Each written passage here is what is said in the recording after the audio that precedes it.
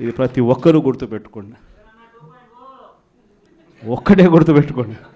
ఈసారి జగనన్న 2.0 కొంచెం వేరుగా కూడా ఉంటుంది.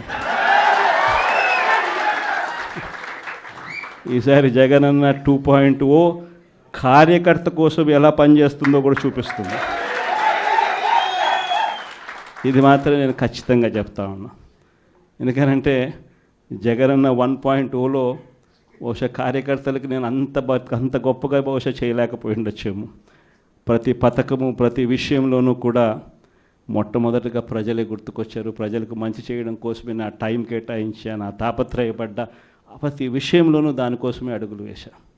కానీ జగనన్న 2.0కి వచ్చేసరికి మాత్రం చంద్రబాబు నాయుడు కార్యకర్తలకు పెడతా ఉన్న ఇబ్బందులు చూసా, కార్యకర్తలు పడతా ఉన్న అవస్థలు చూసా, కార్యకర్తలు పడతా ఉన్న బాధను గమనించా.